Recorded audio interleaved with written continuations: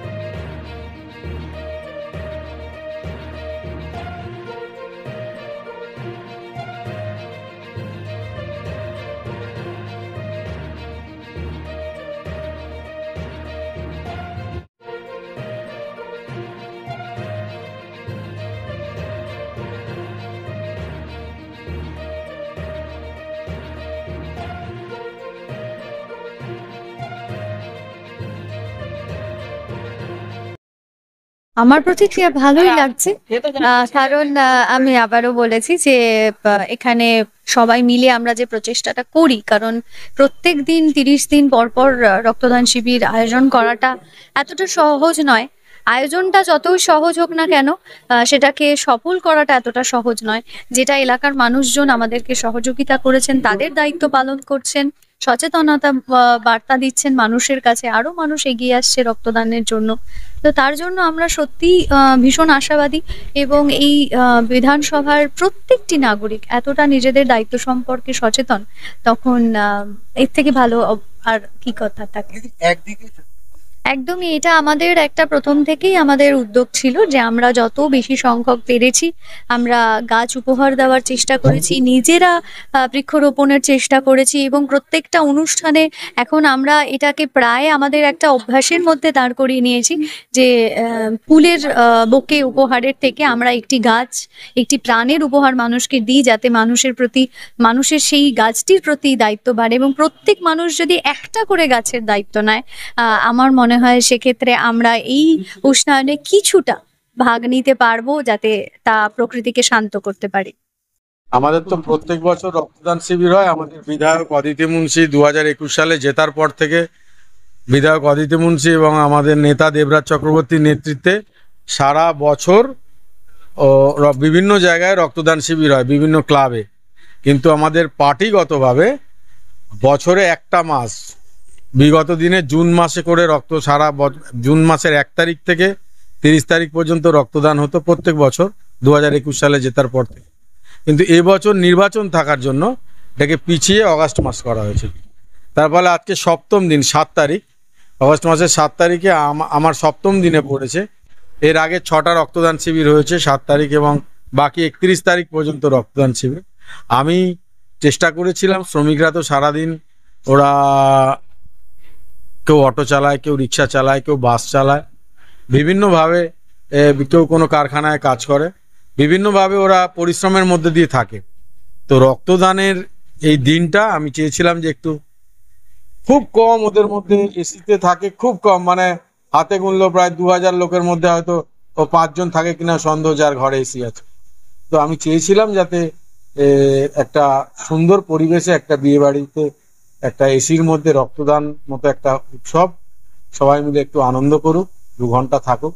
রক্তদানটাকে যাতে কাজ মনে না হয়, কঠিন কাজ, গরমের মধ্যে তাড়াতাড়ি রক্ত দিয়ে বাড়ি চলে আসা, এরকম যেন মনে না হয়। এটা একটা মনের আনন্দ, যাতে আনন্দের সাথে তারা রক্তদান উৎসবে অংশগ্রহণ করলো। স্বাস্থ্য পরীক্ষা হলো, চক্ষু পরীক্ষা হলো, সবার যে যার মতো করে নিজের করে, তারপর একটু সবার জন্য একটু অল্প একটু খাওয়া দাওয়ার ব্যবস্থা রেখেছিলাম। সবাই একটু খাওয়া দাওয়া করলো, করে শান্তিতে যাতে তারা বাড়ি যায়, দুপুরে গিয়ে বিশ্রাম। চেষ্টা করছি, সমস্যা যে হয় না তা নয়, কিন্তু সমস্যা কানে আসার সাথে সাথেই তাদের সাথে বসার চেষ্টা করি। মূলত হয় কি, একটা ইউনিয়নের সাথে আর একটা ইউনিয়নের একটু ঝগড়া লেগে যায়। ফলে সঙ্গে সঙ্গে যখনই খবর পাই তখনই দুই পক্ষের গুরুত্বপূর্ণ লোকজনকে ডেকে নিয়ে এবং যাদের মধ্যে ঝামেলা তাদেরকে বসিয়ে হাতে হাত মিলিয়ে দেওয়া, সমস্যাটাকে মিটিয়ে দেওয়া, থানা পুলিশ যাতে না হয়, নিজেদের মধ্যে সমস্যা নিজেরাই যাতে মিটিয়ে নিতে পারে, সেটা প্রতিনিয়ত চেষ্টা করছি। এই হচ্ছে বিষয়টা। চেষ্টার মধ্যে দিয়ে এখনো হয়তো 10% 20% করতে পেরেছি, কিন্তু আমাদের নিরলস প্রচেষ্টা থাকছে যে আমরা সবসময় সকলে মিলে একটা চেষ্টার মধ্য দিয়ে আমরা এটাকে একটা জায়গায় আনবো।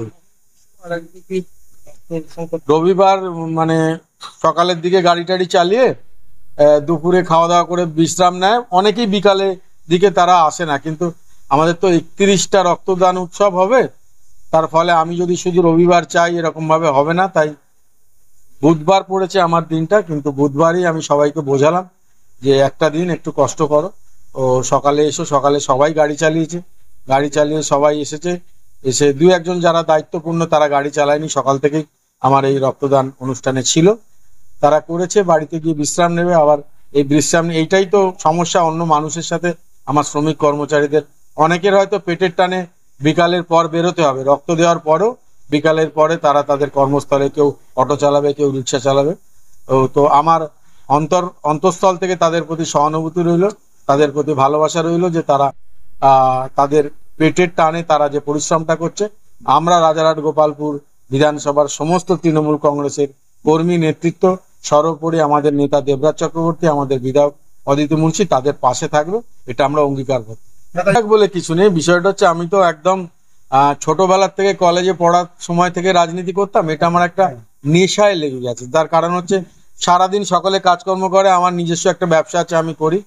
আর সন্ধ্যের পর কি করব? সন্ধ্যের পর ব্যবসার কাজ খুব একটা থাকে না, ফলে একটা ঘরে বসে থাকা যায় না। আর টিভির নেশা আমার নেই নিউজ দেখা ছাড়া। আমি আমার ঘরে বসে আমার বইয়ের পাশে বসে সন্ধ্যাবেলা আমি সিরিয়াল দেখতে পারবো না।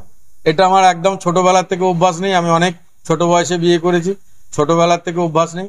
ফলে সন্ধ্যাবেলাটা একটা কাজের নেশা, একটা নেশা আমার লেগে আছে শরীরের মধ্যে। সে আমি কাউন্সিলর থাকি না থাকি, যতদিন বাঁচি রাজনীতির সাথেই থাকবো। রাজনীতি যদি নাও করতে পারি, আমি 21 বছর বয়সে ক্লাবের সম্পাদক হয়েছি, আজ 50 ছাপিয়ে গেছে, আজও আমি ক্লাবের সম্পাদক, আমার যে ক্লাব অর্জুনপুর প্রভাতী সঙ্গে। তো ফলে একটা মানুষের সাথে মেশার নেশা আমার। বাবাও আগে আমার ক্লাবের সম্পাদক ছিল, বাবার থেকেই দেখা মানুষের পাশে থাকা, আর সেই থেকে মানুষের পাশে থাকার একটা নেশা আমার শরীরে রক্তের মধ্যে মিশে গেছে। আমি চাইলেও বসে থাকতে পারবো না। এটা আমি এই বিষয়ে একদম কোনো কথা বলবো না। তার কারণ হচ্ছে আমি একটাই কথা বলবো, এটা বিভিন্ন আপনারা মিডিয়ার লোক, বিভিন্ন দেশীয় মিডিয়া, আপনারা তো লোকাল মিডিয়া, বিভিন্ন দেশীয় মিডিয়া সারা ভারতবর্ষ এবং ভারতবর্ষের বাইরের মিডিয়ারা ইলেকশনের আগে এমন একটা খবর প্রচার করার, হিন্দু মুসলমানের একটা লড়াই লাগিয়ে দেওয়ার চেষ্টা করেছিল। তাতে কিছু কিছু মানুষ আমাদের মধ্যে ভুল বুঝেছে, এটা অস্বীকার করার কোনো জায়গা নেই। কিছু ভোট যারা মনে করেছে যে এটা একটা হিন্দু রাষ্ট্র হবে, এরকম একটা প্রচার করার চেষ্টা করেছে। এটা ভুল প্রচারে মানুষ ভুল করে মানুষ কাউকে কাউকে সাথ দিয়ে দিয়েছে, কিন্তু এটা ভাবার কোনো কারণ নেই। আমাদের কাউন্সিলররা প্রত্যেকে খুব গুরুত্বপূর্ণ কাজ করছে, মানুষের পাশে থেকে কাজ করছে। হ্যাঁ, একেবারে যে কোথাও ছোটখাটো ভুলভ্রান্তি হচ্ছে না তা নয়, নিশ্চয়ই ছোটখাটো ভুলভ্রান্তি হচ্ছে। আমাদের নেতা দেবরাজ চক্রবর্তী আছে, আমাদের এমএলএ অদিতি মুন্সি আছে, আমরা সবাই মিলে একসাথে বসেছি। আমরা যারা সমস্ত কাউন্সিলর এবং আমরা যারা নেতৃত্ব দিই সবাই মিলে একসাথে বসেছি। আমাদের ভুল ত্রুটি আমরা খোঁজার চেষ্টা করেছি, আমরা সেটাকে বার করেছি কোথায় কোথায় আমাদের ভুল। আমরা সেই মতো কাজ করছি। 2026-এ আপনারা দেখবেন বিপুল ভোটে, আগের বার প্রায় 25,500 26,000 ছুঁচি ভোটে জিতেছিলাম। এইবার 2026-এ 26,000-এর থেকেও বেশি ভোটে আমরা জিতবো, এটা আমরা অঙ্গীকারবদ্ধ। এবং এটা আপনারা আজ আমায় যেমন প্রশ্ন করেছেন, 2026-এর নির্বাচনের পর অদিতি মুন্সি জেতার পর আপনারা প্রশ্ন করবেন এবং আমার এটা রেকর্ডটা মিলিয়ে নেবেন। দেখতে থাকুন, সঙ্গে থাকুন বেঙ্গল নিউজ টিভি।